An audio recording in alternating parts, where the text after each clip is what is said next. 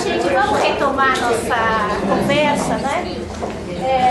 Então agora... Vamos falar só do café da manhã. Ah, tá, fala rápido. Então, semana que vem é o último dia da aula. Eu tive uma ideia que eu sugeri, se o grupo aceita, da gente fazer um café da manhã, com fraternização, fazer avaliação do curso. E a minha ideia é que cada pessoa pensasse em trazer alguma coisa que tenha a ver com a história da vida familiar, uma coisa da culinária familiar, alguma coisa assim.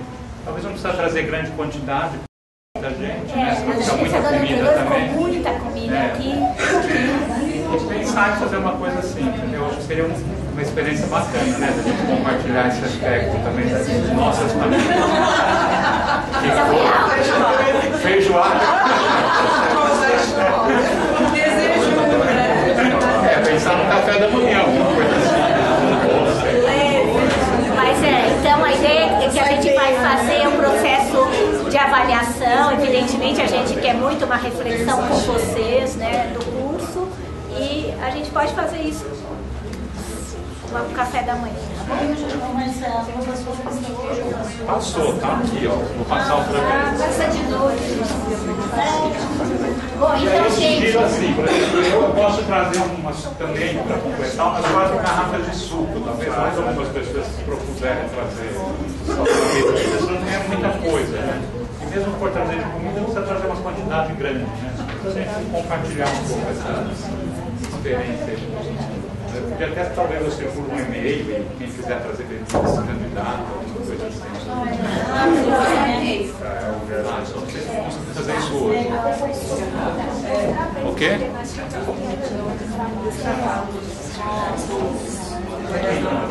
Bom, gente, então vamos retomar agora a segunda parte da aula.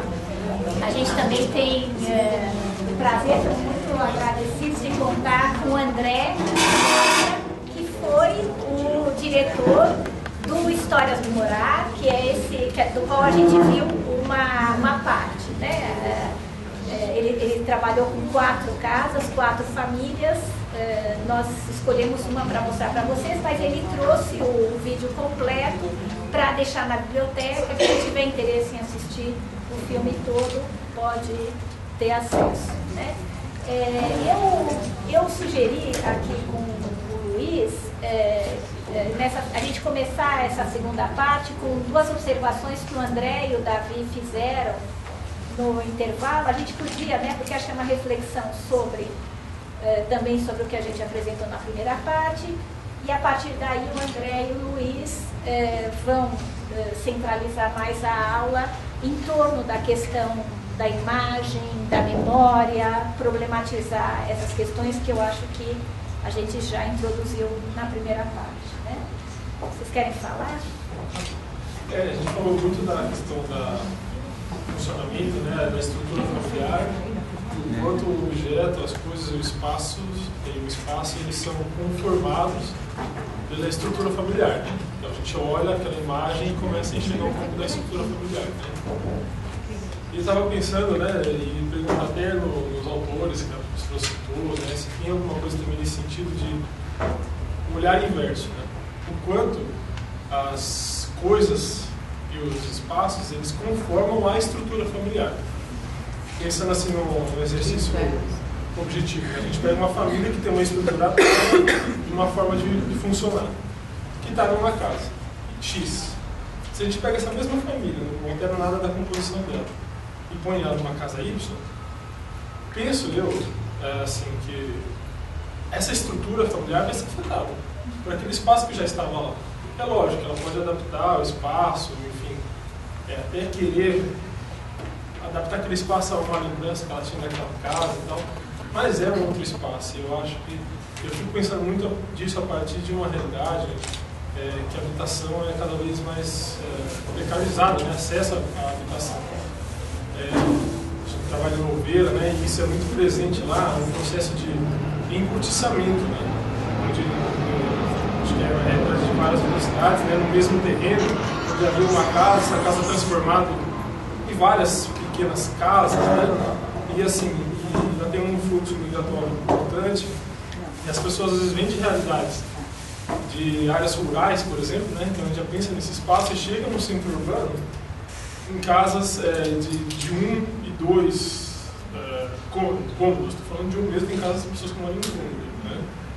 O quanto isso deve assim, afetar muito a estrutura daquela família, né? E mudar mesmo, assim, às vezes até essencialmente do que aquela família era. Né? Então eu ia perguntar assim, se meus autores contrastam também alguma reflexão nesse sentido.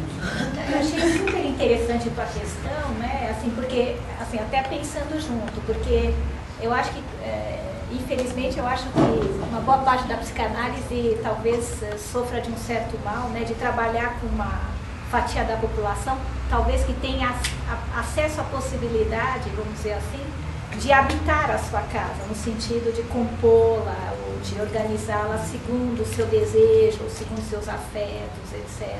Né? E eu acho que você traz uma questão que é interessantíssima. Eu não conheço literatura sobre isso, não é? Pelo menos não dentro do campo da psicologia ou da psicanálise. Né? É mais nessa outra mão, né? Mas seria fundamental pensar, né? A partir de alguns casos específicos, que impacto isso tem na dinâmica da família, na forma de organização familiar, não é? Até porque seria um bom elemento até para poder denunciar muitas vezes a violência que isso significa, quando você tira alguém da sua própria casa e põe num conjunto habitacional, ou uma casa que é impessoal, ou que eles não escolheram. Indo um pouco mais para o extremo do que o André colocou aqui, aí nós trabalhamos com pessoas em situação de rua. E é curioso, às vezes, a história das pessoas em relação a esses espaços. E como elas precisam transformar o espaço da rua em algo habitável, transformar aquele espaço em algo que elas consigam se apropriar, né, nesse processo de desfiliação de rua e criação nova. Eu fico pensando nisso também, porque são casas sem paredes. Precisam transformar aquilo de alguma maneira em algo assimilável da experiência deles. Muitos já estão há muitos anos envolvendo nessa situação, mas alguns caíram muito recentemente na rua. E a gente vê todo esse processo de desconstrução e, ao mesmo tempo, um certo definhamento dessas pessoas em relação às características anteriores, né? Um modo de compreender as coisas, toda uma nova construção, uma nova implicação com esse grupo que faz com que eles mudem radicalmente alguns aspectos da vida deles. Pensando nesse aspecto que ele está colocando, quanto a ausência desse espaço delimitado, mas a pertinência no espaço que ele é simbólico, né, que passa a apropriar de alguns elementos que estão num espaço muito pequeno, uma árvore, tenta transformar aquilo num lugar para viver. Como isso pode transformar a subjetividade da pessoa e das relações dele. Na identidade. Não, a questão que o André traz e também dos moradores de rua, na FAO existe, acho que realmente há uma carência de bibliografia sobre isso, quer dizer, no mínimo eu desconheço uma bibliografia que trate diretamente sobre isso, mas há maneiras de a gente fazer aproximações, bibliografias que tratam, por exemplo, historicamente. Carlos Lemos fala da Casa Paulista, que de maneira que a gente possa pensar o espaço historicamente, a relação que tem com os costumes e com as formas de viver, né? Não só as formas familiares, mas as formas de sociabilidade, né? Então são abordagens históricas e tal. Agora, deve haver trabalhos mais sobre isso, em termos de tese, de doutorado, de pesquisa, é até um tema interessante para pesquisar.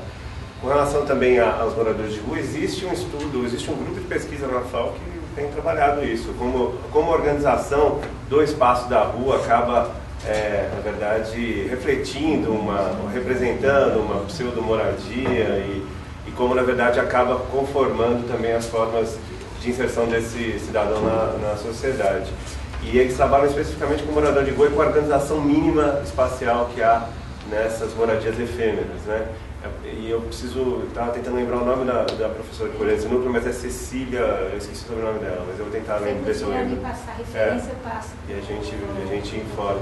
Mas eles produziram coisas muito interessantes, artigos com base em convivência com moradores de rua. Então é uma abordagem interessante. Então a FAO talvez tenha ali estudos e uma bibliografia sobre esses temas bem interessantes de consultar. Agora, sem dúvida, um pouco pela nossa experiência de observação dessas situações, é impressionante como o processo de destituição é enorme, é violento, mas sempre há uma necessidade de impor uma marca identitária, né, nesses lugares. né? É muito comum ver como os moradores organizam de fato, né?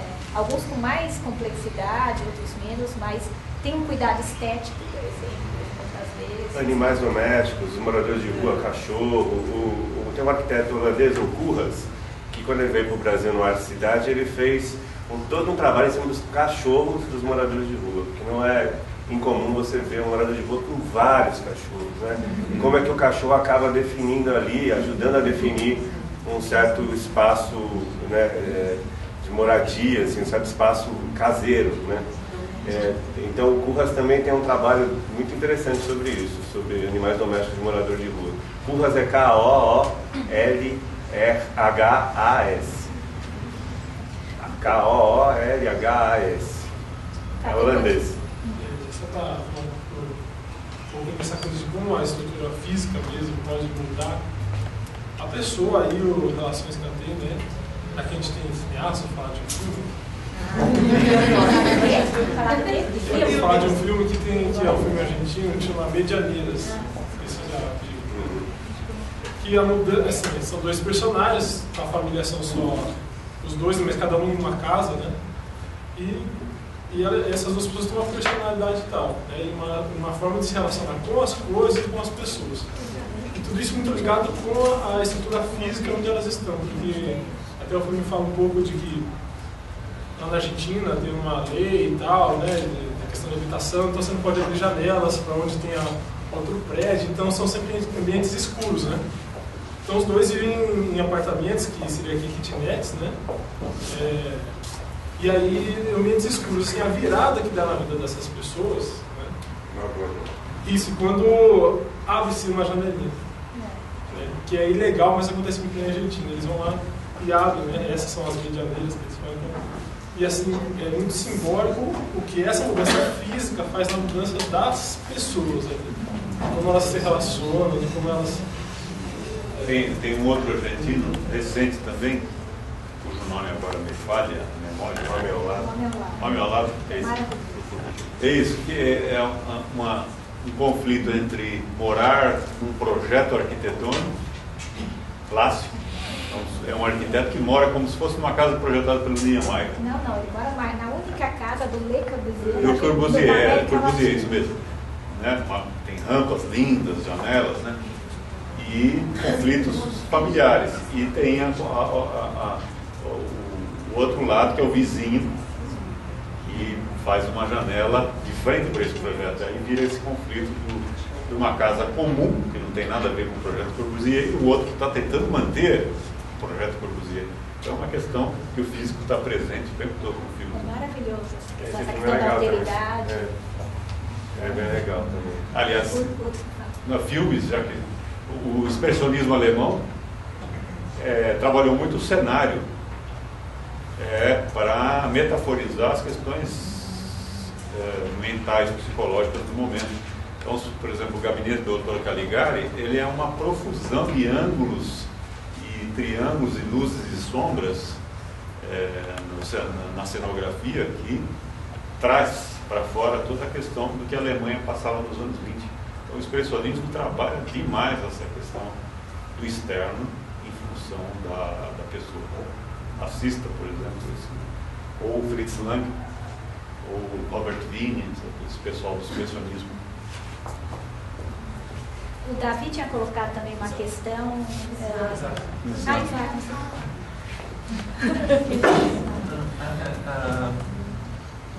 Eu fiquei pensando, né, nessa coisa, né?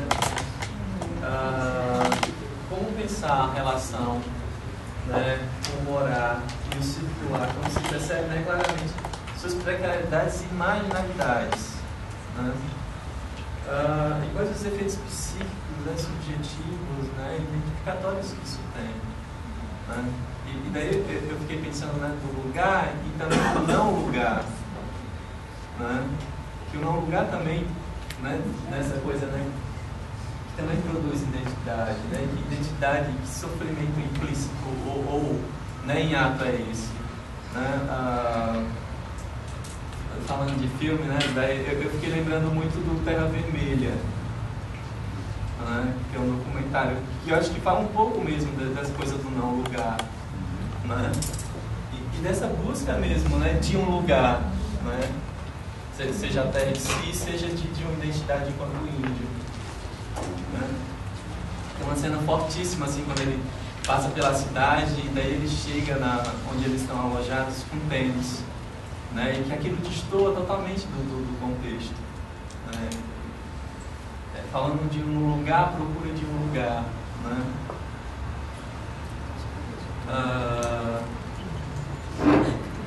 E daí eu fiquei lembrando também de um trabalho que eu fiz na faculdade. Você descendo ali a Anchieta, você encontra, descendo a serra pela Anchieta, você encontra dois bairros. Tem o Rota 200 e o Rota 400. Eu fiz um trabalho no Rota 200. Que por conta de ser um terreno irregular, aquele lugar para eles era um não lugar, né? Porque não havia possibilidade de planejar, de pensar futuro, porque havia a todo momento uma constante do Estado de retirá-los dali, né? E daí eu fiquei pensando mesmo, né, nessa relação do lugar, do morar, com essa relação também do não lugar, né? Eu esqueci o nome de um antropólogo contemporâneo que introduziu esse conceito do não lugar. Marc Augé. A-U-G. Escreva. Que introduz justamente essa, e acho que para pensar questões desse tipo na cidade, não é, André? Né, dos lugares de trânsito, né, lugares efêmeros, né, que as pessoas não ficam, aeroporto, rodoviária, viadutos, praças.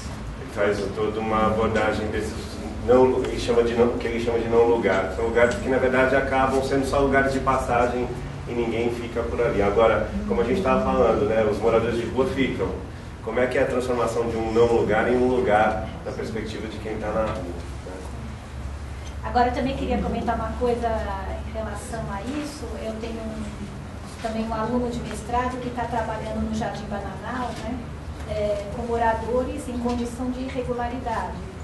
Né? Então, é uma área de manancial e a qualquer momento eles podem ser tirados dali. Então, isso que o Isaac fala é absolutamente verdadeiro, né, da experiência cotidiana. Então, eles dizem, eu gostaria de pôr uma laje na minha casa, mas eu não posso, porque a qualquer momento essa casa pode ser destruída. Você vai lá o trator da prefeitura, de um dia para o outro, e derruba tudo. E aí, é interessante, enfim, não é boa palavra, mas essa condição de irregularidade vai se espraiando pela condição de vida toda dessas pessoas, porque então no centro de saúde eles não dão o endereço verdadeiro, eles dão o endereço falso, e então eles estão no atendimento da saúde também numa condição de irregularidade. As crianças vão numa escola na cidade vizinha, que é Itapecerica da Serra, e também estão lá na condição de irregularidade. E evidentemente que é uma irregularidade administrada pelo Estado, porque todo mundo sabe, mas que acaba funcionando como um mecanismo de controle dessas populações, porque o Estado tem na mão eles, a qualquer momento. É como se o Estado concedesse a atenção como um favor, concede a atenção em saúde, concede a escola, etc. Mas como eles estão irregulares, a qualquer momento isso pode ser retirado também, etc. Né? Então...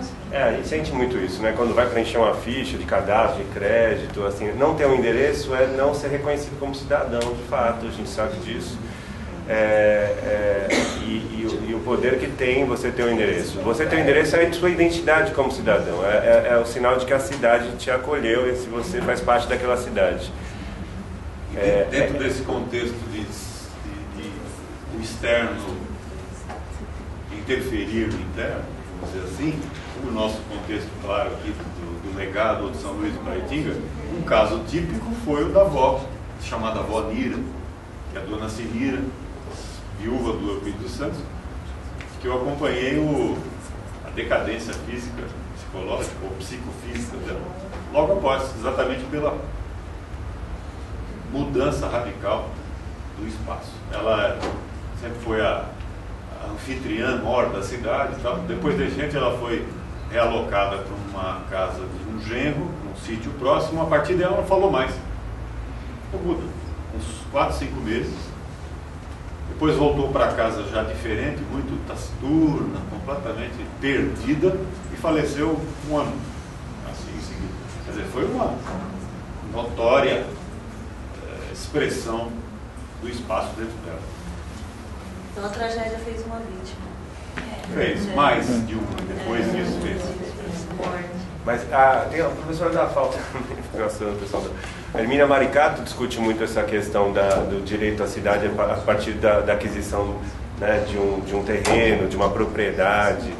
O governo federal, quando entrou também, o Lula tinha o Ministério das Cidades tinha essa discussão em pauta, porque, inclusive para liberar crédito, era preciso dar a concessão, dar a propriedade a essas pessoas para que elas pudessem ter acesso aos mecanismos de crédito. Ela não tem uma posse, não tem a posse do lugar, não tem a posse da casa. Como ela vai acessar toda essa festa do crédito que está acontecendo hoje no país se ela não tem uma posse, se não tem uma propriedade que dê garantia, né? Então, havia estudos à época no Ministério das Cidades, e a Hermínia tocava muito isso. Ela tem uma produção bibliográfica muito interessante sobre isso, com relação ao direito à cidade, né? Os estudos que eles fizeram mostrava isso, que você dando a concessão, regularizando esses terrenos e dando a propriedade de fato, você ia gerar uma economia imensa que ia ser viabilizada pelo acesso ao crédito.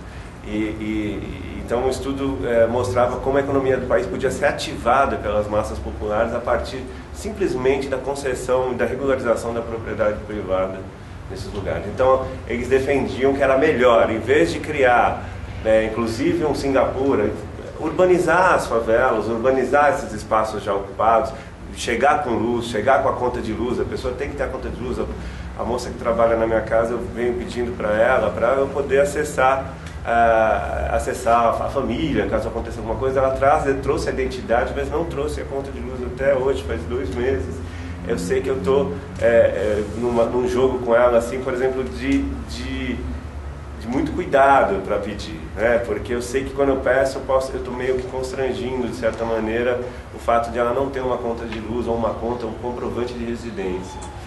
E eu falo, poxa, mas eu preciso ver onde você mora, eu preciso saber exatamente onde você mora para poder, caso aconteça alguma coisa, a gente poder acessar com a família e tal. Então, há um certo constrangimento em não ter essa identidade espacial, né? E isso acaba também resvalando nas possibilidades de compra, de aquisição, de consumo dessas famílias, né? É uma questão moral, uma questão ética, de direito à cidade, mas também é uma questão econômica importante. Assim, com relação aos idosos, né, pelo menos duas situações assim, pontuais, quando tem uma necessidade de retirar um idoso da sua casa para ir para um abrigo, né? Então, em geral, quem vem fazer esse pedido é a família, né? Porque não está dando conta de mantê-lo em casa, de prover os cuidados. E tem muitos idosos que podem estar com a saúde fragilizada, né? Mas estão lúcidos e dizem que não querem, né? Não quero sair da minha casa. E daí tem toda um conflito, porque o peso de se manter em casa, o significado de continuar naquela casa para aquela mãe, para aquele pai velho, é diferente do filho, né? Porque o filho, ele quer o bem-estar, mas ele quer uma solução que seja também boa para ele, né? E talvez o abrigamento é uma situação que vai trazer solução, né? A outra coisa é quando então a gente tenta mantê-lo em casa, que é sempre o que é feito, né, o abrigamento como realmente o último recurso, e aí esse idoso começa a colocar uma série de resistências, né, não quer que ninguém cuide, porque vai mexer nas coisas dele, nenhuma empregada serve, porque vai mexer, porque quebrou, não limpa igual eu gosto, tirou meu bibelô, né, do lugar e tal. E outra coisa é quando os filhos acham que os pais estão velhos e vão precisar mexer na casa dele para ele viver melhor, mas sem um consentimento, né? Então, às vezes ele vai para uma internação, quando ele chega mudou alguma coisa, ele está um pouco mais debilitado, ficou restrito ao quarto. Aí quando ele vai para a sala, outro lugar, mudou alguma coisa, né? Chega uma invasão de decoração, né? Então aqueles porta-retratos antigos, né? Com o retrato do pai dele, da família dele, que às vezes os filhos ou os netos acham que está atrapalhando a decoração, né? Então a gente vai tirar. Então, outra coisa muito importante, quando os filhos acham que então é melhor levar o idoso para a casa deles, e aí o velhinho vai um mês na casa de uma semana na casa de ele totalmente perde a referência, não sabe mais qual é a casa dele, se sente invadindo a casa do filho, né? E nós tivemos assim nesses últimos, acho que um ano e pouquinho, eu acho um fator importante para considerar.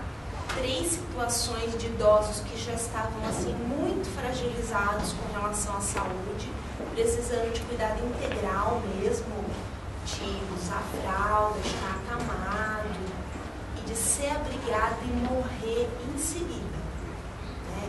Então tem um fator importante que já estava muito doente, mas de tirá-lo dali, né, da casa dele, perto da esposa ou do marido, e os 3 faleceram, né? E aí a equipe fica assim, né, nossa, quando tem a notícia, né, 5 dias depois a dona Lourdes morreu. Todo mundo achando que foi o melhor, que a gente prestou, né, a melhor assistência, e a família também achando que foi, né?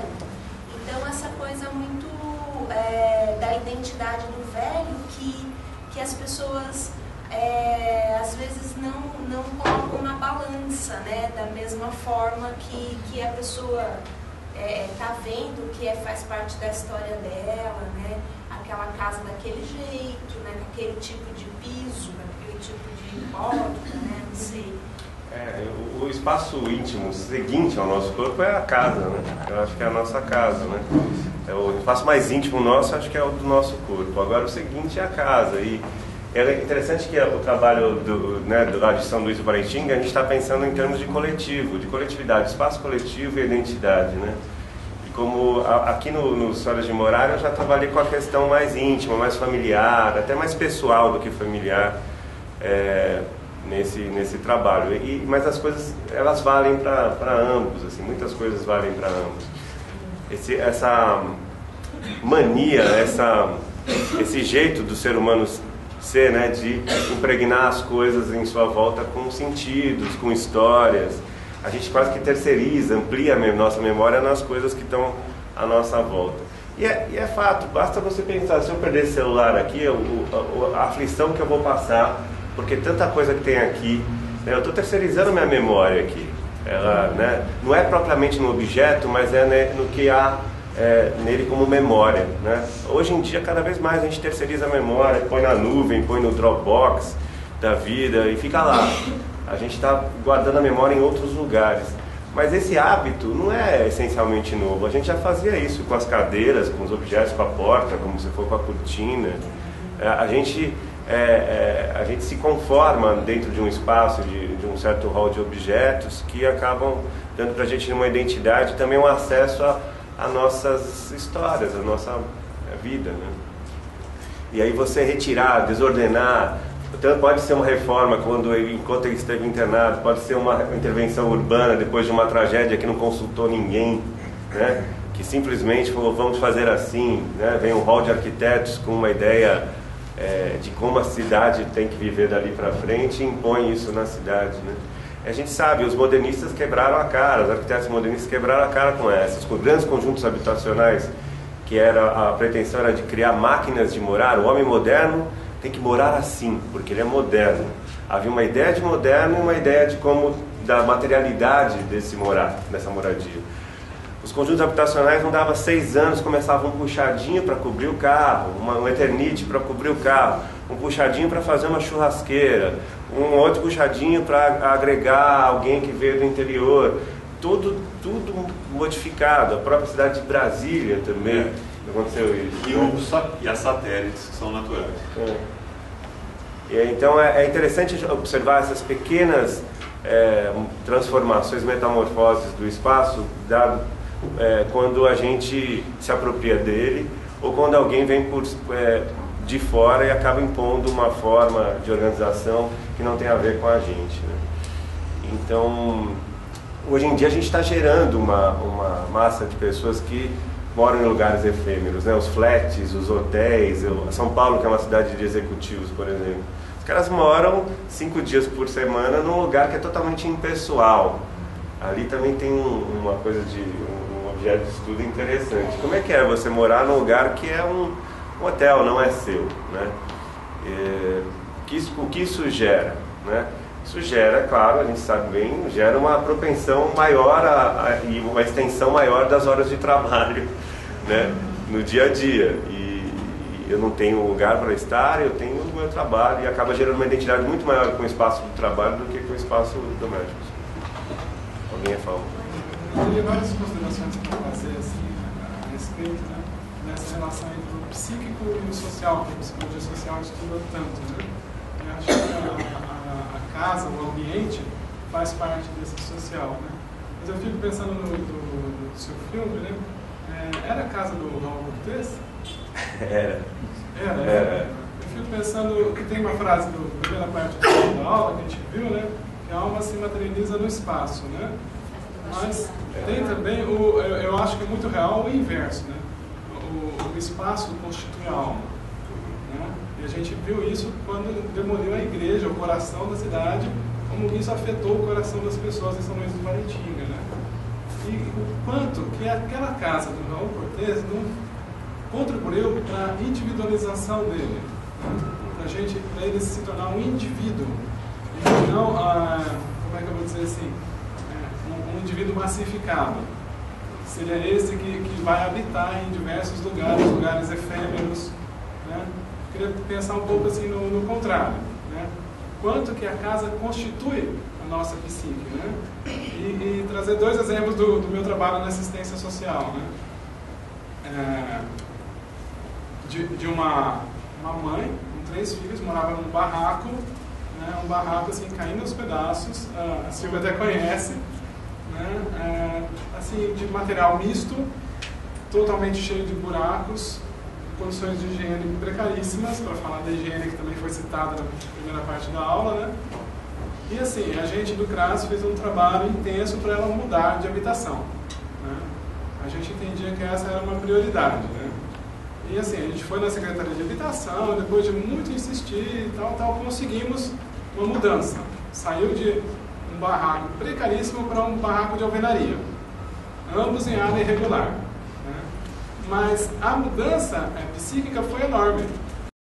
Se antes ela vivia em depressão, sem conseguir se estabilizar no trabalho, sem conseguir que os filhos se estabilizassem na escola, mudou radicalmente depois. E eu acho que a mudança do lugar contribuiu, ainda um pouco na linha do que o Isaac falou. O quanto que aquele barraco anterior era meio como se fosse um não lugar, né? Um lugar que não propiciasse, como é que eu vou dizer assim, não propiciasse uma internalização de bons conteúdos psíquicos, né? Uma individualização saudável, né? E ir para um barraco melhor, maior de alvenaria, quanto que isso contribuiu. E um outro exemplo é numa outra processo de urbanização, por muitos anos atrás, né? Uma família que também morava num barraco precaríssimo, na beira de um precipício, né?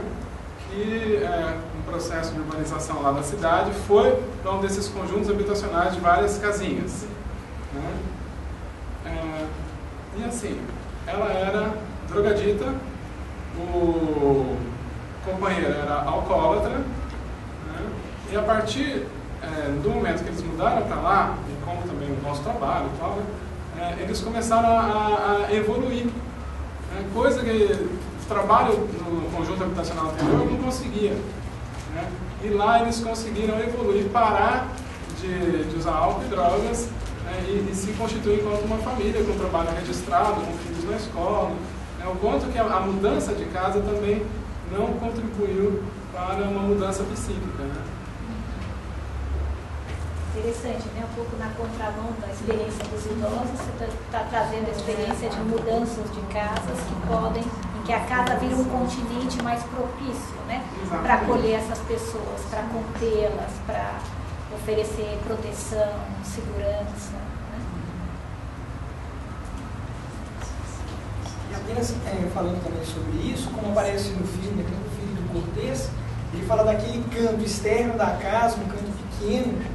Ele não sabia se preservaria ou não na fotografia pelo que carregava de história dele ali, né, de momentos ruins. Mas, na verdade, aquele canto subjetivou isso.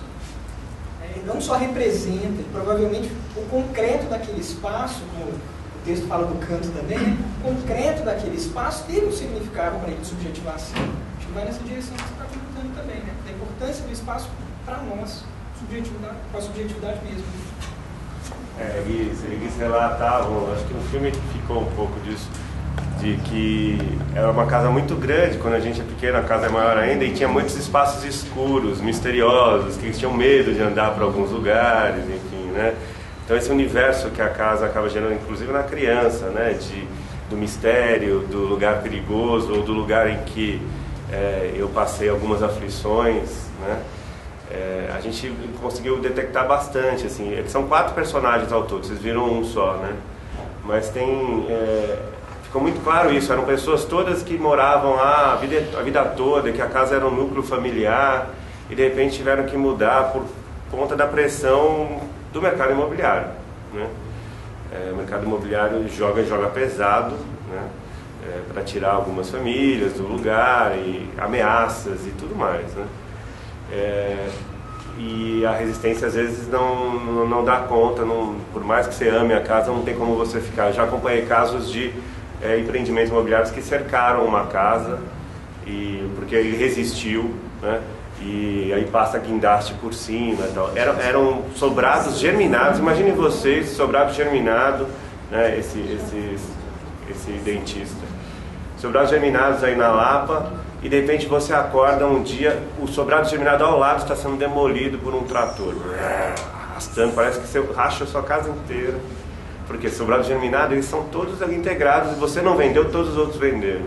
Ele acordou assim, tudo demolido, ele atravessou para o outro lado da rua, porque ficou com medo da casa cair, começou a rachar, atravessou, olhou a casa dele sozinha, onde era toda uma vizinhança, e a casa dele sozinha no meio da fumaça. Ele chegou do outro lado da rua e o engenheiro bateu no peito dele e falou assim: e aí, agora tá feliz com a bosta da sua casa? Porque ele tentaram comprar, ele não resistiu. E aí o cara falou isso pra ele, ele olhou aquela paisagem, ele tirou foto naquele dia e ele conta essa história, assim, poxa, além disso, essa humilhação. E eu tive que ficar lá, e agora a casa é um mico, né? É um mico.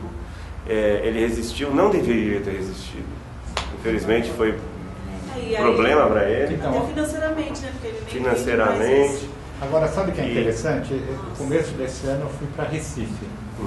E aí tem um bairro antigo de Recife, não lembro o nome. E aí eu fui dar uma volta lá, uma pessoa da cidade, ela começou a mostrar assim, muito interessante, porque eram casas antigas, né? E conseguiram fazer projetos em que construíam prédios, integrando as casas. Então, eventualmente, com propostas assim, você compra um apartamento, a casa se mantém, né? E aí a pessoa tem um cômodo da casa para ser um escritório. Ou então, a casa vira o salão de festas do prédio, né? E eu falava assim, então, mas eu falei, em São Paulo quase não se faz isso, né? Eu achei uma ideia tão interessante, porque você preserva de alguma forma, né? Você consegue fazer. E aí, claro, tinham projetos mais felizes, né, melhores, mais bonitos, e outros que não eram muito bonitos. Mas eu achava assim, é muito mais interessante do que ir lá destruir todas aquelas casas. Você preserva uma face da história, né? Assim, um ponto de acesso à história, mas você já não preservou o lugar, quer dizer, porque a forma de uso, a forma de ocupação já mudou, né? E então isso também. Por outro lado, tem outras questões na preservação. O Arley, que é professor aqui da Psico, estuda isso, não sei se já discutiu isso, em Ouro Preto, que há a coisa da preservação, cristalizando a cidade, todo o espaço da moradia. As casas de Ouro Preto não podem ser mexidas. Então são tombadas pelo patrimônio histórico, são obras que estão protegidas e não pode o morador fazer qualquer alteração dentro da casa dele. Então isso é uma imposição que é interessante a gente pensar. Para todo mundo é bacana preservar esse acesso à história. Ouro Preto, você vai lá e fala, nossa, viajamos no tempo. Agora, para as pessoas que moram lá, olha o outro lado da moeda. Elas não podem ter água quente, elas têm que viver como se estivessem no século XVIII. E tudo isso em prol de um trabalho de proteção histórica, mas também em prol da economia do turismo, né? Então, assim, a minha casa é um objeto que é apropriado pela história, pela memória mundial, mas ela é apropriada também pela economia do turismo. Agora, em função disso, eu não tenho que morrer de calor, eu não posso fazer uma modificação sequer na minha casa para atender uma demanda do meu filho, enfim, passar um fio, Então tem esse lado também, que é o excesso de proteção que não considera, né, os modos de morar e as necessidades da moradia também acabam gerando isso. É o outro lado da moeda. Eu só estou preocupada com uma coisinha, não sei se... não com o tempo no sentido... Porque o André e o Luiz também prepararam uma reflexão sobre a questão da imagem, né? E assim... E acho interessante aproveitá-los enquanto cineastas, né? Eu sei que a conversa está rica e eu fico dividida, mas eu acho que não é isso, assim, que vocês também têm uma questão da imagem, do registro da memória, etc., que é muito raro a gente ter aqui na psicologia dois cineastas. Então, não sei o que vocês propõem para a gente. Eu posso falar um pouquinho a partir do filme, rapidinho, para dar tempo para o Luiz, a partir do filme que vocês viram agora, um pouco da proposta e fazer uma discussão em cima... acho que é mais uma conversa mesmo, não preparei nenhum material para mostrar, mas a partir do filme, o que a gente pensou. Só que eu também te cortei aqui nesse momento. Você quer falar rapidamente? Aí o André e o Luiz começam. É só uma colocação rápida, que teve uma pessoa que foi dar uma palestra, precisamente dos moradores de rua em São Paulo. Ele colocou a situação que as pessoas vêm.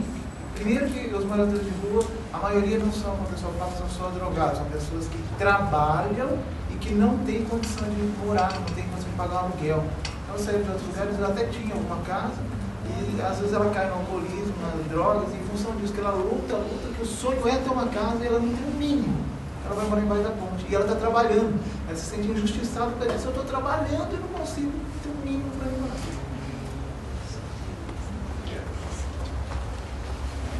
Então, posso falar? Esse filme que vocês viram, então, como eu disse, só para contextualizar um pouco, eu não sei se eles contextualizaram antes de eu chegar, mas é um filme que a gente buscava investigar um pouco a relação das pessoas, enfim, com os seus objetos e com as suas casas, e como é que isso... O que aconteceria caso essa casa deixasse de existir, esse objeto deixasse de existir? A gente muda de casa, vai para outra casa e tudo bem, mas a gente sempre tem preserva na gente aquela ideia de que a casa está lá, de que eu posso passar na frente, rever. Enfim, como é que aconteceria caso a casa fosse demolida, totalmente demolida? Todos aqueles cantos, aquelas paredes, aqueles tijolos que carregavam a memória, para onde estavam impregnados de memória e história. Quando eles deixam de existir, para onde vai essa memória e para onde vai essa história? Era essa a nossa ponto de partida. A história de uma família, de uma pessoa que está ali, toda envolta na forma de organização espacial, nos objetos, para onde vai essa história? Para onde vai essa memória? Vai para a cabeça dele, fica na cabeça dele, tudo bem. Mas como é que acontece essa imaterialização da memória novamente? Por que a gente tem necessidade de materializar a memória, de fazer com que as coisas ganhem algum sentido para a gente, uma cadeira, uma imagem de uma santa, né? E como é que a gente resgata de novo essa memória e como a gente organiza ela em termos de pensamento e de lembrança, né? Então a ideia era pegar no momento de ruptura, no momento dessa ruptura, e tentar investigar essa relação. Uma proposta foi essa. Outra proposta implícita para a gente que é cineasta era pensar o seguinte: tá bom, a memória estava ali, as pessoas perderam aquele lugar, aquela coisa, e foi para a cabeça delas. Existe outra forma de suporte dessa memória? Será que a imagem em movimento, que é afinal o nosso elemento de trabalho, será que a imagem em movimento pode ser suporte novamente da memória? Será que uma fotografia, uma imagem em vídeo, ela pode de novo resgatar e dar conta dessa materialidade perdida em termos de acesso à memória?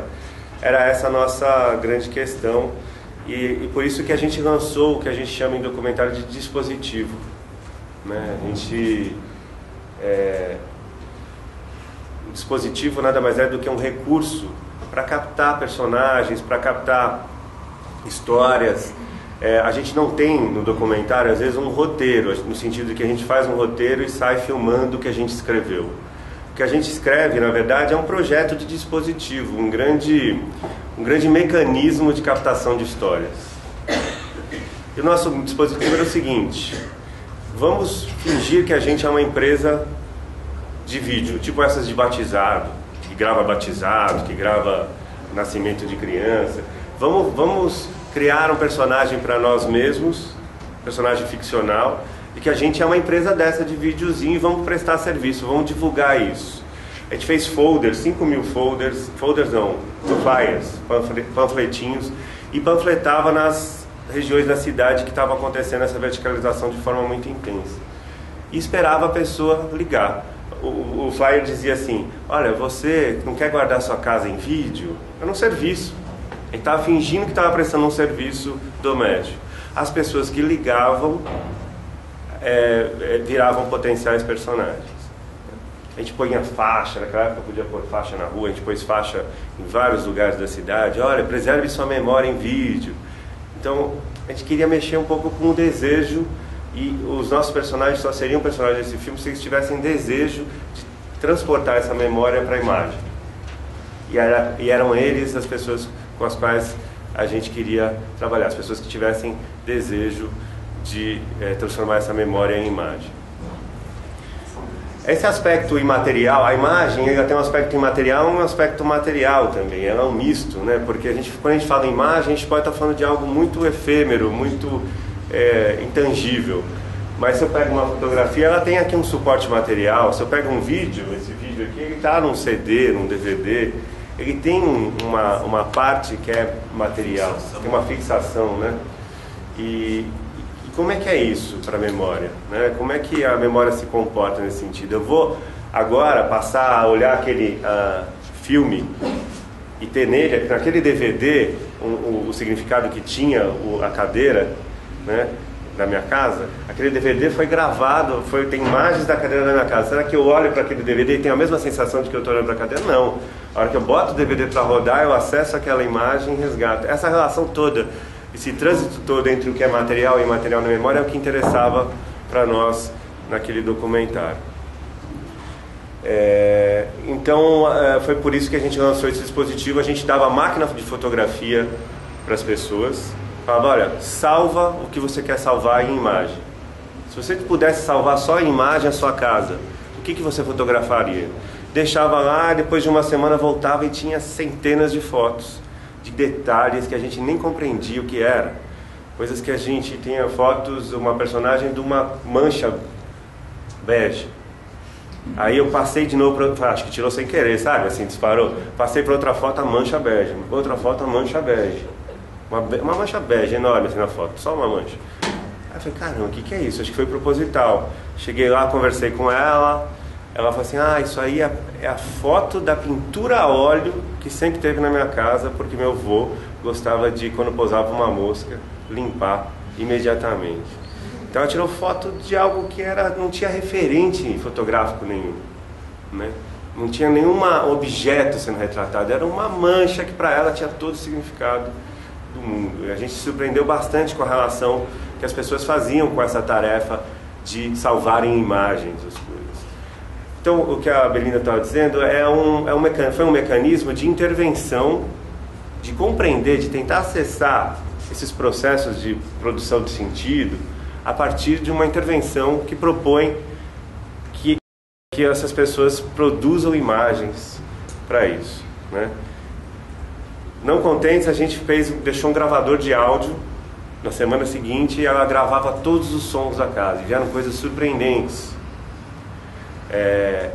E a tarefa nossa era, vamos pegar essas imagens, reproduzir em vídeo, vamos pegar esses sons, montar uma espécie de um videoálbum e entregar para vocês. É um serviço mesmo, a gente prestou de fato esse serviço e vamos fazer de graça desde que você deixe a gente usar isso no documentário. Alguns toparam, alguns não. A gente recebeu muito telefonema de gravação de balé, de gravação de batizado, muita coisa apareceu. Alguns não toparam e, enfim, sumiram, né? Mas os que toparam viraram um filme. A ideia, então, do som era também preservar em áudio essas memórias, a escada que range, o cuco que bate, o gás que desliga, o barulho do gás que desliga, que o pai desligava toda hora antes de dormir. Então, toda essa paisagem sonora que conforma também o espaço da moradia era o nosso objeto de trabalho. E ao fazer com que essas pessoas produzissem essas imagens e produzissem esses sons, a gente gerou algo diferente, uma aproximação diferente. Essa intervenção gerou um diálogo por imagens e por áudio muito diferente do que se eu, por exemplo, eu poderia chegar lá e falar assim, olha, vamos sentar aqui, vamos conversar? O que é a sua casa para você? Como é que você está se sentindo?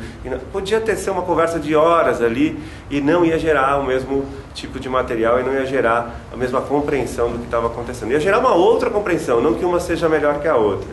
Mas é um processo de intervenção em que o diálogo de um cineasta que trabalha com imagem e com áudio gera um campo comum. Você também vai produzir imagens, vai produzir áudio, não sou eu. Você vai produzir as formas de representar esse momento que você está passando, o que essa casa, o que esse canto significa para você. E aí ele faz um exercício. Você viu que ele confessou e falou assim, olha, fiquei pensando muito se eu fotografava ou não fotografava esse canto, se eu queria que ele sumisse da minha vida ou se eu fixava ele em imagem. Aí eu falei, vou fotografar. Essa decisão para a gente era importantíssima. Se a gente fizesse uma entrevista, talvez ele nunca tivesse se deparado com esse tipo de coisa. Então esses processos de intervenção, de pedir, a gente costuma fazer muito no Olhar Periférico, que é a produtora, de pedir para as pessoas tirarem foto, produzirem imagens. Tá difícil o diálogo, vamos fazer o seguinte, vamos trabalhar com uma esfera que é a da representação. Não vamos ser objetivo só. Vamos trabalhar com uma esfera que é a da representação. Pega essa máquina, tire umas fotos do lugar, dê um comando, fala, então me expresse o que você está sentindo, qual é o seu problema a partir das imagens. Era essa a nossa brincadeira sempre, assim. A gente fez isso com a questão do acesso, da acessibilidade dos espaços públicos para portadores de deficiência física. A gente fez isso bastante e deu câmera de vídeo e tal, para eles passarem pela cidade demonstrando as dificuldades, né, que eles tinham. Até um cego pegou a câmera e fez, assim, quis fazer. Para mostrar um pouco, representar um pouco o que é o espaço público sem acesso, né. E isso foi tão importante nesse filme, por exemplo, que a gente fez, que deu uma chave, né, para a gente, que a gente no começo do filme estava achando que a gente estava brigando, fazendo um filme sobre uma questão muito específica, que é 14% da população, que é bastante, tem dificuldade de locomoção. Nós estamos defendendo esses 14%. Depois que o filme foi feito, que a gente começou no processo de fazer, as pessoas com a câmera filmando, produzindo imagens, se sentindo coparticipativas na produção daquele documentário, foi muito interessante porque a gente conviveu com elas um tempo e realizou um trabalho junto. E aquilo deu uma chave, deu uma mudança, a gente começou a ver que a gente não estava fazendo pelos 14% da população, que quando a gente estava discutindo acessibilidade no espaço público, a gente estava discutindo um espaço universal. E se é um espaço universal, não é para 14%, é para mim também, é para todos os outros 86% da população que tem o direito de conviver com essas pessoas em qualquer lugar que seja. Que tem o direito de poder cruzar com essas pessoas, de ir no cinema com essas pessoas, de encontrar na praça pública, no espaço aberto, enfim, é um direito de todos, é um direito universal. Quando a gente sacou isso e possibilitou essa convivência, foi um fator muito importante para a gente na busca desses dispositivos de intervenção e de coparticipação. Esse documentário, então, foi nessa linha. Foi um trabalho todo feito a partir de um mecanismo que é esse dispositivo de diálogo a partir da imagem, né? Então, era só esse contexto que eu queria dar para vocês, que é um instrumento importante e legal de intervenção sobre uma comunidade, de intervenção em alguma família, pedir para produzir imagens, como a gente está vendo lá em São Luís do Paraitinga, pode ser uma abordagem, uma forma de aproximar diferente, de fazer com que essas pessoas virem sujeitas também da representação do seu problema, da representação do seu momento, que elas não fiquem só passivamente esperando, né? Que a gente vá lá, que alguém chegue lá da USP e represente o que eu estou vivendo, a minha relação com a cidade. Não, a gente quer que você traga informações, que você crie essa representação, que você nos dê os parâmetros dessa representação, né? É uma abordagem bem rica, assim, bem interessante de fazer. Posso falar uma coisa assim? Ouvindo ele falar, eu pensei na coisa do cheiro, né? Porque, por exemplo, o cheiro não tem como registrar, fica pra gente. Então, eu lembro, na casa dos meus pais, tinha um cheiro característico, né? Meu pai faleceu, eu fui cheirar a roupa dele, né? E isso não tem como ficar depois, né? Só fica pra gente mesmo. Nem palavras, né? A gente tem pouco léxico para o cheiro, né? Assim, Fazer a chamada transdução, que é passar para uma outra linguagem. Que é o que o Proust fez, né? Com a Madeleine, né? O cheiro da Madeleine traz a memória para ele. Mas talvez por isso que o cheiro seja tão mais instantâneo em termos de deflagrador de memória na gente. A gente sente um cheiro vindo imediatamente como se tivesse injetado algo na veia, né? Porque talvez não passe por essa mediação da representação ou de vocabulário ou de imagem. Por isso eu achei mais instantâneo até. Como né? som. Som bem diferente. É difícil, não tem palavras muito, né, para descrever som. A imagem a gente está cheio de palavras, cores, formas. O nosso vocabulário todo é formado para descrever imagens, né? Incrível, né? As 7 notas musicais são só 7 notas. Não tem nada além disso, né? Por isso que ela é universal. E é incrível que a palavra ela está à mercê da imagem também nesse sentido, né? Se a gente parar para pensar a linguagem. Diga.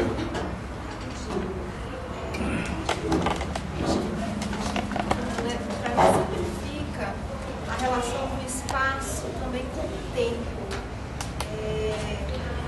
Tempo aí nos seus vários sentidos, tempo de vida, momento de vida, né, o tempo vivido, o tempo familiar. Acho que o tempo, no sentido bem amplo, assim, acho que é difícil de descrever. Que eu acho que esse tempo, de certa forma, também faz as relações serem estabelecidas com o espaço, né? Que seja a casa ou um espaço ou outro que fez parte do cotidiano e traz a imagem, a lembrança de resgate, de reinvenção.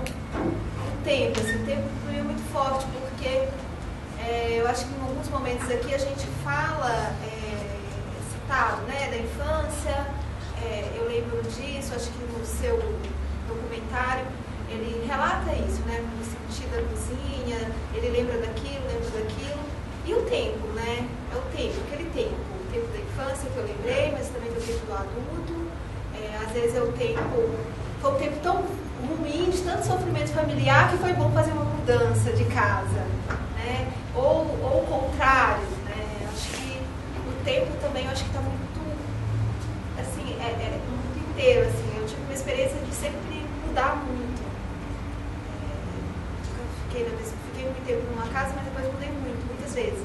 Várias vezes mudei de estado, sou mineira, mas morei na Bahia e vários tempos, várias casas. E eu fico, né, o resgate, né, resgate, algumas coisas eu lembro mais, o campus e tal, mas muito relacionado também ao tempo, né, não necessariamente somente ao espaço. Posso dar um link? Já que você fez um link, eu quero apresentar para a questão do tempo. Foi muito legal, você me deu vontade de projetar esse slide. Eu não iria, mas vou. vocês já ouviram falar de Roland Barthes, né? E escreveu A Câmera Clara e morreu logo depois. Foi questão, diz a lenda, que foram 50, 60 dias de escritura e morreu 6 meses depois. O último texto dele, em 80, 81. Acho que a primeira publicação, 79. Ele fala muito com relação desse diferencial da imagem, memória, imagem, representação, imagem, com a questão do tempo. Aliás, aí a gente é convidado a pensar no cinema também, porque ele é tempo, é imagem e movimento. Agora, para chegar lá, eu adoro mencionar, sempre que posso, eu acho que aqui é um momento, mencionar O Sonho de Borges, que é um escritor argentino. Já que a gente está falando em teia, em tecido, em memória, tudo isso, ele chegou numa palestra dele, chamada Siete Noches, uma para cada tema, e uma delas era sobre sonho. Uma noite foi dedicada ao sonho e à poesia. E aí ele contou o sonho dele para a turma, que eu vou resumir. Ele disse assim: sabe o que eu sonhei? Certa noite eu sonhei que eu senti vontade de fumar de noite, acordei, embora eu não seja fumante, e saí pelas ruas de Buenos Aires e já descrevendo um espaço bonito, aquela cidade. Ao cruzar uma esquina com a outra, num cruzamento, eu encontrei uma pessoa conhecida, que eu sabia quem era, mas não sabia quem era, bem típico da nossa memória. Reconheço essa pessoa, mas não sei quem é, o nome dela, e ela com a mão assim no terno. Quando eu fui estender a mão, ela saiu com a mão e ela estava com um pé de galinha no lugar. Eu cumprimentei aquele mão de galinha e falei: tudo bem? Ele disse assim para mim: mais ou menos, as coisas estão muito mudadas. Aí eu acendi o cigarro e fui embora. Aí ele perguntou para a plateia: o que significa esse sonho? Aí ele se deliciou, porque vieram dezenas de interpretações. Ah, você comeu galinha, você tem horror a galinha, e por aí afora, né? E várias interpretações. Ele falou: agora posso dar a minha? A plateia disse: pode. Ele falou: não quer dizer nada, só quer dizer que eu sou um grande narrador, até dormindo. Nós somos, né? Verifiquem como nós somos seres de narração o tempo todo. O tempo todo. Isso é uma demonstração que são os mitos, que são os sonhos. O que é que nós estamos fazendo aqui? Não é um artifício, não é um mecanismo paralelo, uma ferramenta. Acho que nós somos muito mais narrativos do que somos seres, ser-essências. Nossa ser-essência é a narração. Então, dentro desse dispositivo, né, que somos nós, em carne e osso, mente e corpo, o que é essa imagem aqui? Esse artifício inventado há pouco mais de 100 anos. Como o André falou, uma terceirização do que nós já sabíamos fazer e sabemos fazer, vamos fazer o resto da existência humana. Não tem outra maneira de existir a não ser produzir sons, imagens e verbo. Não tem. E a imagem é um recurso maravilhoso que foi adaptado tecnologicamente. Então, os ensaios que foram produzidos nos últimos 50 anos se voltaram muito para esse artifício, principalmente no pós-guerra. Roland Barthes foi um deles, entre vários, né? Só estou citando ele, porque ele dizia muito isso: quem está produzindo imagem, está produzindo memória, está produzindo tempo, está produzindo uma... Aliás, qual a diferença entre essa imagem que o Borges falou de dentro para essa que está sendo registrada? Aí eu questiono, qual será a diferença? Será que existe? Também, será que existe? Tem um outro pensador que eu gosto muito do cinema, que chama Bill Nichols. Ele fala: qual será a diferença entre documentário e ficção?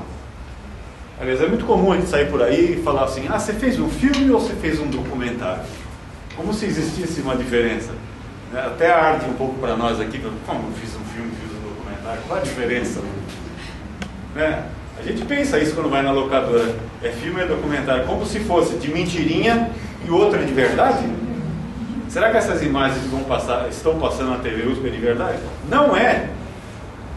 Ela é tão falsa quanto o filme do Spielberg.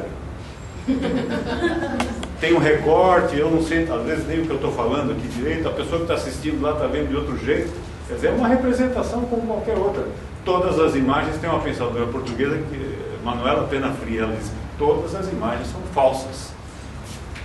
Não é porque você tira uma fotografia ou faz um documentário jornalístico que seja, você fala, não, mas peraí, tem a guerra do Iraque lá que eu estou vendo, é verdade. O fato é verdade, o fato é, mas a imagem não é mais.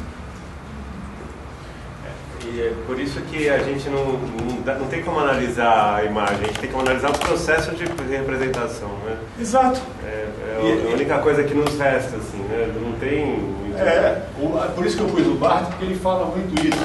A imagem a imagem fotográfica, mais do que o vídeo, né? Nesse caso aqui, a foto que você pega lá, como essa que nós vimos do Marquinho aqui, do Marquinho Branco, acho que vocês, tomara que vocês continuem produzindo cada vez mais, usem as imagens, as artes, para o pensar, mas a fotografia tem um poder de autenticar esse tempo que ela se referiu, mais do que as outras artes, porque o poder da foto é aquele clique do momento que foi naquele momento para determinada pessoa, e não é mais.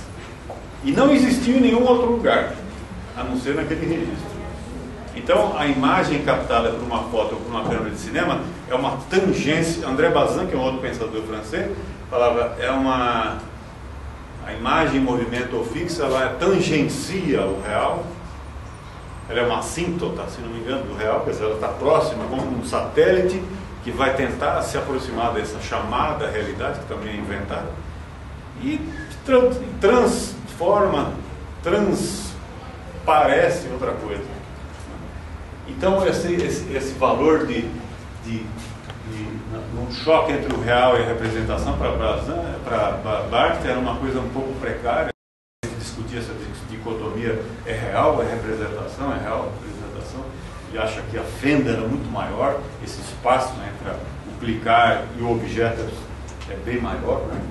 Então, essa autenticação dada pelo tempo é muito importante. Foto é tempo, né? É aquela memória. Então, por sua vez, a invenção, né, passa por esse processo de criação. E como o André disse mais cedo, né, ela carrega um referente novo a cada clique, porque se você clicar aqui, depois ir do outro lado e clicar do lado avesso, qual é o lado verdadeiro? A cada hora você está criando um instante diferente, portanto um significado diferente, e objetos diferentes. É como o globo, né? Eu até queria saber, se alguém sabe, numa determinada época, convencionou-se no planeta que o mapa mundo ia ser desse jeito que a gente conhece, porque ele podia ser o contrário. Acho que foi no século XIX, falaram, é assim, não tem norte ou sul, né? E aqui é a mesma coisa. Então você aponta essa câmera para algum lugar, o que é? Essa que é a dificuldade. Então cada foto é uma história diferente, cada foto é uma letra, uma palavra diferente, né? Então esse pensador tem um texto muito bonito, esse texto dele. A câmera clara, inclusive ele diferenciava a escura da clara, por isso a clara é essa manipulação, essa criação nossa, humana, da memória. A escura é aquela que a caixa faz sozinho. Você põe uma caixa de sapato com um furinho, a imagem se projeta no fundo da caixa. Você quase não fez nada, né? Mas a partir do momento da manipulação, as coisas mudam muito. E aqui eu ofereço para quem quiser, rapidamente, para não tomar tanto tempo assim, para quem vai trabalhar com imagens, quem quiser trabalhar, olha quanta coisa, eu divido em 4 categorias. Eu não, mas o Jacomon, que é um outro francês muito interessante, que trabalha com imagens, também como dicas assim de analisar imagens, trazer as imagens, produzir e analisar, a gente divide em 4 categorias ou 4 ferramentas, entre as quais discurso, história, documental e social. Quer dizer, ao ler uma foto ou pedir para que os parceiros, as pessoas com as quais a gente trabalha, façam as suas fotografias, olha quantas coisas a gente pode tirar de leitura de dentro de uma foto 3x4 ou de uma foto wide lux enorme, né, de grande complexidade. Quer dizer, o discurso é exatamente a questão estética, para resumir, né? Uma questão onde o espaço, onde o conteúdo e a forma de expressão, plano de expressão e plano de conteúdo se encontram.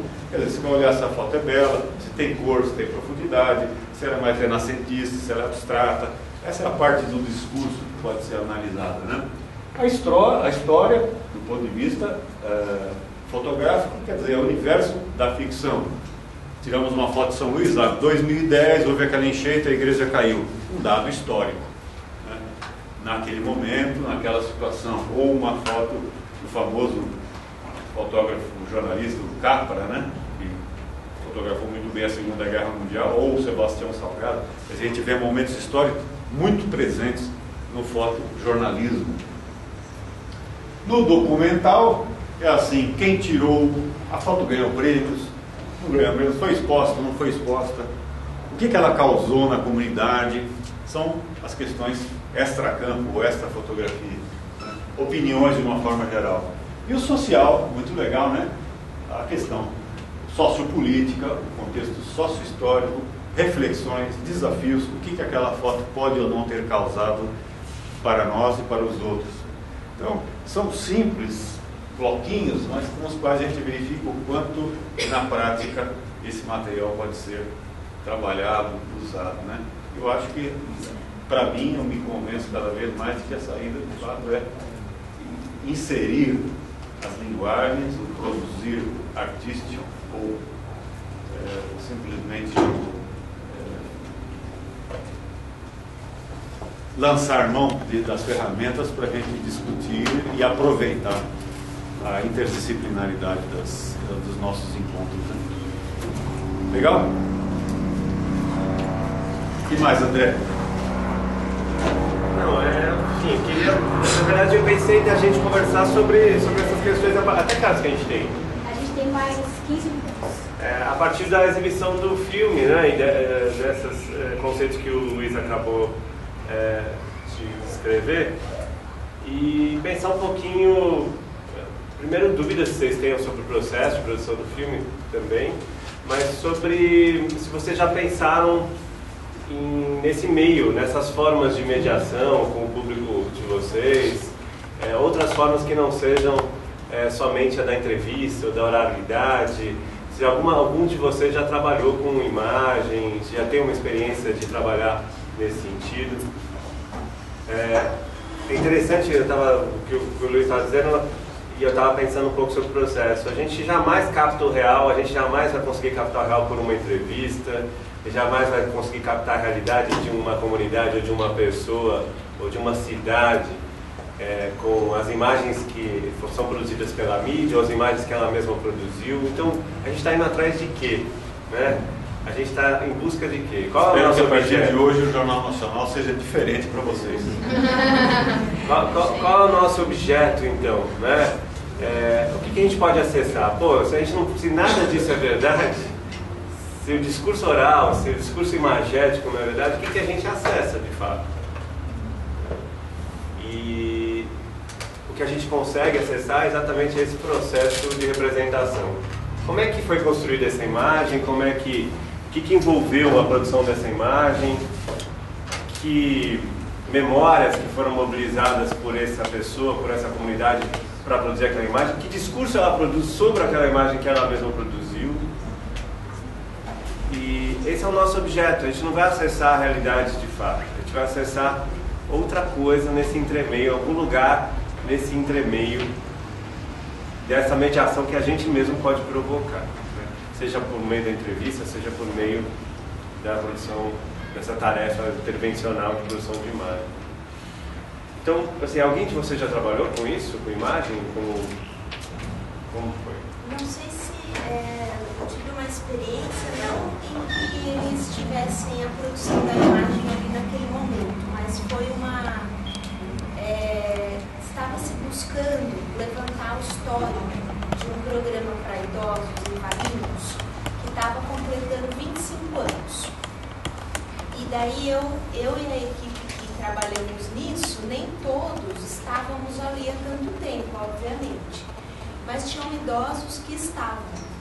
Pessoas que tinham iniciado aos 60 anos, 50 e pouquinho lá em 82, e que até 2000 e pouco eles ainda continuavam ali. E daí a gente pensou uma metodologia para que esses idosos pudessem colaborar com o levantamento dessa história. Então a gente teve uma parte de pesquisa que daí a equipe fez em documentos de arquivo. Então Então achamos relatórios amarelos, lá de 80 e pouco, da assistente social falando como é que era, relatando algumas coisas. Fizemos um levantamento de arquivo de documento. E pensamos em alguns idosos que eram os mais antigos naquele lugar e começamos a fazer encontros. E aí um deles era que esses idosos pudessem trazer fotos que eles tivessem. Então, assim, era maravilhoso. Apareciam as fotos, né, preto e branco, daquela época. Ela falava, essa sou eu, né, faz mais de 20 anos que ela estava ali naquela imagem. Como era o prédio antes, como era depois. Que a primeira aula foi numa praça de esportes, então tinha a foto da primeira aula. E assim, de muitas coisas. E foram 25 anos de história. A outra vertente era entrevistá-los. Então a gente também pegava e tinha um senhor que era locutor de rádio e que também estava há muito tempo ali, ele tinha um histórico, porque passava o trem em Valinhos e ele era um dos funcionários. Então ele conta quando chegou o primeiro trem e tal, então ele mistura com a história dele, depois quando começa esse programa para idosos. E porque foi um movimento do SESC, junto com a Prefeitura, a Secretaria de Saúde, se preocupando lá nos anos 80 com a questão da qualidade de vida do idoso. E aí começa esse programa. E aí o seu Eulário, que eu lembro, e outros, e aí a gente gravou o depoimento deles. E aí eles contando trechos que eles se lembravam dessa organização. Culminou numa exposição de fotos com 15 painéis que a gente levou em alguns lugares da cidade, levamos até para Campinas também, contando cada painel, um painel bem grandão, com 2 anos de história, né? Então tinha lá 81 e 82, aí o próximo painel, tá? E acho que deram uns 16 painéis. E culminou com uma revista, que era a revista do Jubileu de Prata do Programa de Atendimento ao Idoso. E daí tinham as fotos também e os depoimentos deles. Então, assim, foi muito legal. Na minha tese de mestrado, eu trabalhei com história oral. Então, também trabalhei com essa coisa não do filme, mas da gravação, né, da fala, do depoimento, e também com imagens, porque era também para construir a história de grupos na comunidade que trabalhavam com idosos. Mais ou menos isso que eu tive um pouquinho de experiência. Essa coisa de resgatar a imagem de arquivo pessoal é interessante, né? Porque está lá guardado, por que está guardado, e a pessoa ir lá e remexer nesses arquivos. Já é um processo de rememoração que prepara para uma entrevista, para uma conversa muito mais cheia de intenções, né? Por parte também de quem está à nossa frente. É uma maneira de você compor uma participação mais ativa, mais intencional na troca de informação, na conversa, na entrevista. Mexer nas suas imagens e traga lá as imagens que são mais significativas. Só para fazer essa seleção, essa edição, você já colocou a pessoa a par, já sintonizou ela com relação ao objetivo dessa sua conversa. Então tem isso. Outra tarefa interessante pode ser, pega essa imagem, a imagem da sua casa há 30 anos, você não quer produzir uma agora do mesmo ponto de vista e vamos trazer as duas agora, 30 anos depois, vamos conversar sobre esse ato, né? Então pega acessa o arquivo, mas produz uma outra imagem. Gera também uma discussão muito interessante de composição desse, o que aconteceu ali que mudou, não só na imagem, mas nesse entremeio, né? Que tipo de histórias foram relacionadas a essa diferença entre as duas imagens? Mexer nas suas imagens, né? Pegando do outro lado, né? Mexer nas suas imagens, né? É isso, né? Mexer nas suas imagens. Nas suas imagens. Eu acho que você acabou me lembrando, né, pessoal, da minha casa tinha uma foto que era o meu pai, os 3 filhos atrás dele, eu devia ter 6 anos, minha irmã mais nova, meu irmão mais velho, e uma foto que sempre ficou num lugar, de um momento muito bom na praia, lá no Espírito Santo e tal. E passou-se uns 20 anos, meu pai cismou que queria ir lá no mesmo lugar tirar a mesma foto. Numa época complicada, porque os filhos já estão maiores, né? Um queria passar o Natal na casa da namorada, né? Cada um com as outras, né? Foi super complicada. Fomos até o lugar e foi assim, tudo complicado. A viagem complicada por ser um outro tempo completamente diferente, sem sentido para os 3 filhos, né? Mas fomos. E eu lembro que quando chegou lá, não existia o lugar. Né? As pedras, né, eram as pedras do mar. E mudou, a paisagem mudou. E foi assim, né? Eu acho que foi a única hora que nós nos demos conta, os 3 filhos, de que, né, de ver e agora, né? Nós fizemos tudo isso, andamos em 300 quilômetros, chegamos aqui. Mas a imagem impossível, né? Mas o processo e aí fizemos uma imagem possível, né? Essa é a leitura do blow-up do Antônio. Exatamente isso. Em que sentido? O personagem é um fotógrafo que fica indignado porque ele viu uma imagem que ele não está encontrando mais e ele bate uma fotografia e parece que ocorreu um crime que ele verificou dentro da foto. Falei, nossa, fui testemunha. Aí vai atrás desse crime e não consegue desvendar nada, ele não acha nada o tempo inteiro. Aí o blow-up é esse sentido de ampliar, onde é que está? Onde é que está a imagem? O tempo inteiro. E no fim ele curte uns palhaços jogando tênis sem bolinha. Ele fica assim, vendo uma bolinha invisível, tipo, porra, é verdade, não existe nem o tênis. Acabou, não tem nada. Essa questão de tempo também, às vezes eu pensava no Cine Paradiso, quando ele volta lá, né, que ele procura, né, o cinema e tal. Nada disso existe. Eu queria eu trabalhei no CAPS durante um tempo, e na época a gente conseguiu, assim, que um cineasta foi contratado, e foi lá trabalhar com os usuários. Foi tão interessante porque a criação, né? A gente fazer oficina, falar da fotografia, eles mesmos também, fotografar, escrever, saíam para a rua, muitas histórias. E foi interessante que no final ele mandou, tem uma parte na mostra de cinema, né, de São Paulo, que você pode enviar os curtas, né? Então, nós somos todos especiais, que eles mesmos deram o nome, né, das oficinas. E aí foi selecionado, acho que foi, não sei se foi em 2010, 2009. E o que aconteceu? Nós levamos os usuários para assistir.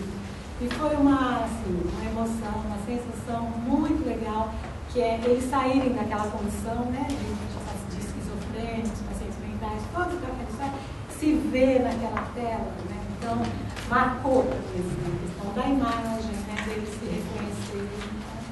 Foi uma experiência.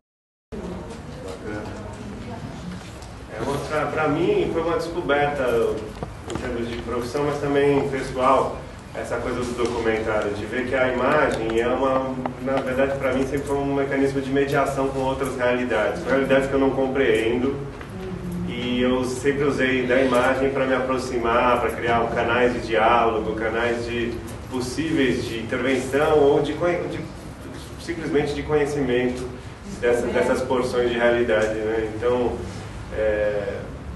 é bacana a gente pensar que mesmo a gente não como cineasta, de repente tem como fazer uso desses recursos, né, que envolvem a produção de imagem, a proposta de produção de imagem, a proposta de mediação a partir dos sons e das fotografias.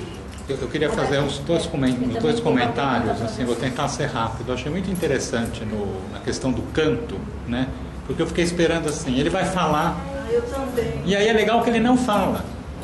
E ninguém pergunta, né? Ele podia falar porque ele quis. É legal ninguém perguntar porque eu acho que seria invasivo. E aí quando ele não fala, acho que todo mundo se vê no canto, no próprio canto, né? Eu me vi nos meus cantos, né? Então isso é bacana, né? Porque talvez se ele falasse, a gente perdesse essa possibilidade de a gente se ver no canto, né? Aí tem uma história interessante na hora de montar esse filme, porque aquilo no filme ficou ele falando 1 minuto, 1 minuto e meio, 2 do canto. Mas ele ficou naquele discurso uns 5, 10 minutos.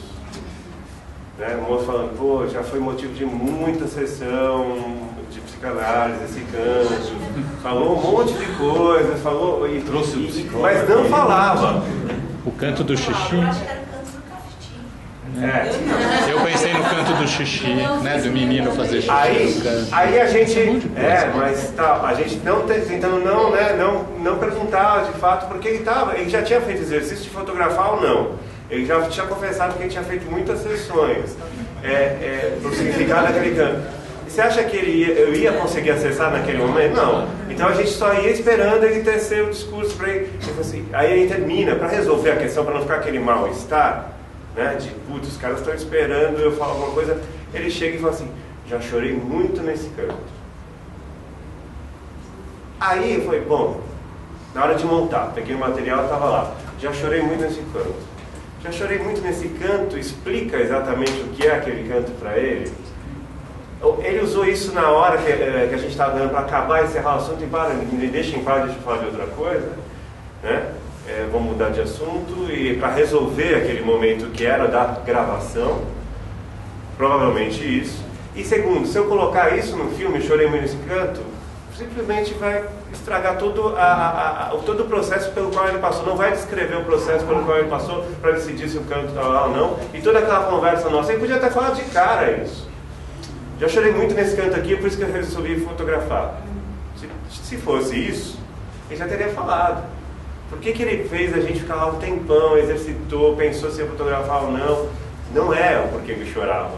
E os motivos talvez, pode até ter sido o lugar que ele chorava, mas os motivos jamais seriam acessados. E é legal então, para não tornar aquilo muito, a gente falou, não vou colocar. Não coloca, chorei muito nesse canto, porque não é isso. Todos os 15 minutos de conversa, 10 minutos de conversa, não foram em cima do choro. Não explica. É inacessível, é intangível o sentido daquele canto para aquele personagem. Então deixa ele derrapar mesmo ali, deixa ele mostrar que nem ele mesmo sabe, né? E aí nesse sentido que toca com o universal, né? Agora me ocorreu fazer uma questão para vocês que um pouco problematiza, né, essa questão da imagem como representação e que ela não é retrato da realidade, ela não é cópia da realidade, de uma verdade. Porque por outro lado, né, eu estava pensando tanto na questão hoje de um uso maciço da imagem como provas, né? A imagem como testemunho, né? Bem ou mal usada, né? Porque ela pode ser um testemunho valioso de que uma realidade existiu, né? Então, a foto, né? Mas também essa coisa, né? Hoje em dia todo mundo tem celular e se detecta, né? Alguém filmou o crime ocorrendo e está lá a imagem registrada, né? Enfim, isso se vale também para o som, né? Hoje se registra, está tudo, como se diz, grampeado e tal. Então, ela tem sido um instrumento de comprovação, de prova, né? E também, assim, até resgatando o que eu estava falando no início da aula, né? Na questão dos indícios materiais, né? Da vida familiar ou da estrutura familiar. Por exemplo, tem um aluno que há muitos anos atrás fez um trabalho aqui, mestrado, doutorado, não me lembro, sobre álbuns de famílias, né? E a questão do quanto que as fotos podiam ser reveladores de relações familiares, de expressões de afetos, ou, enfim, toda uma realidade, vamos dizer, emocional ou histórica dessa família que foi se revelando nas fotos. Então, é interessante, né? Porque é lógico que é sempre um ponto de vista, é uma representação, mas ela também é um indício, né? Retrato de família, por exemplo, né?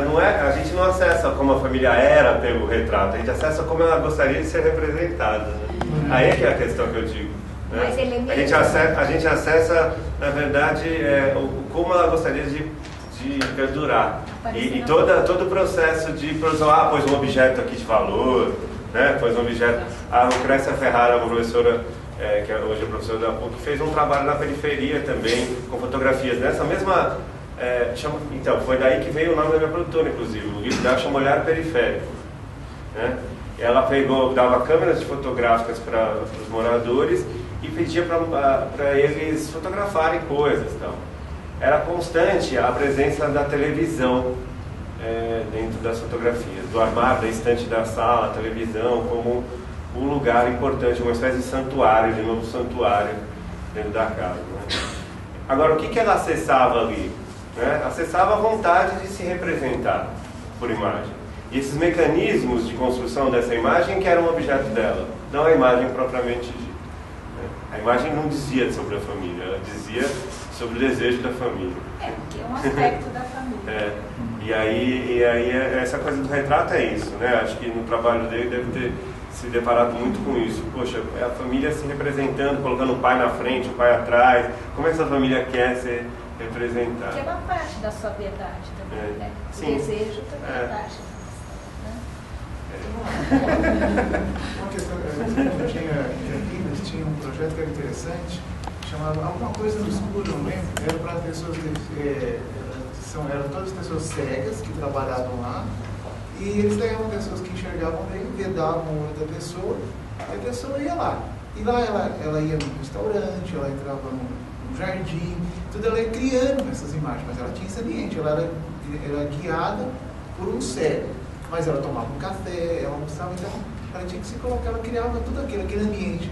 Depois, quando acendia as luzes, ela estava dizendo que era totalmente diferente do que ela imaginava o ambiente que ela estava. Porque elas iam por contato, aquela coisa assim, né? Depois que elas pegavam, era tudo guiado por um cego, era tranquilo, né? Ele andava em todo lugar lá, sem problema, né? Era a inversão dos papéis, né? Porque a gente está discriminado, porque não enxerga, aquela coisa, não pode fazer isso, não pode fazer aquilo lá, a gente invertia os papéis, né? Então, a pessoa que não enxergava nada, que guiava quem enxergava. E isso é interessante, que as pessoas se perdiam totalmente. Mas, assim, quanto ela imaginava que era, não tinha nada a ver com que, a hora que acendia a luz, que era... Tem um episódio teve um projeto de 11 filmes, de 11 minutos e 9 segundos, para o 11 de setembro. 11 diretores de 11 minutos e 9 segundos. Um deles é do mexicano, que fez a anti-imagem, em função exatamente do exagero da publicação das imagens e da fortificação pela saliência dessa busca do real. Você vê só sons nos 11 minutos e alguns flashes daquelas vítimas coitadas pulando das torres. E ele toda hora se assiste ali e fala: eu não vou te mostrar mais isso. Não vou mostrar, chega. Você já viu demais, já exploraram demais, já sacanearam demais. Então você falou da não visão, eu lembrei disso. Porque de fato a exposição é exagerada. Então aí vai um cineasta e faz a não exposição. Interessante. E a imagem, é engraçado, a gente que trabalha com a imagem vai atrás dela, mas a gente ao mesmo tempo sabe o tempo todo que a imagem não dá conta. Né? Ela não vem. Que incoerência é essa? Né? Por um lado a gente tem que acreditar na imagem, por outro lado desacreditar ao mesmo tempo, o tempo todo. Assim, é um pouco que nos mobiliza, assim, né? Nos move. Porque ela dá conta às vezes de algumas coisas, mas se a gente não souber processá-la, né? Às vezes é 1 minuto num filme de 100 minutos. E a nossa sociedade cada vez mais acredita na imagem e tem aquela máxima, né, de a imagem vale por 1000 palavras, né? Tentem dizer isso com imagens. Tenta falar isso com imagem. Falar isso com imagem. Não dá. Então, assim, nem sempre ela é o meio de representar algo, de dar conta de algo.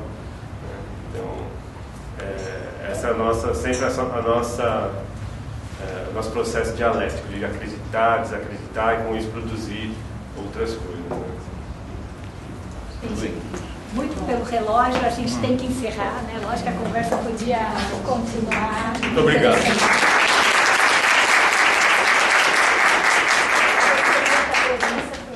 Acho que uma manhã extremamente rica.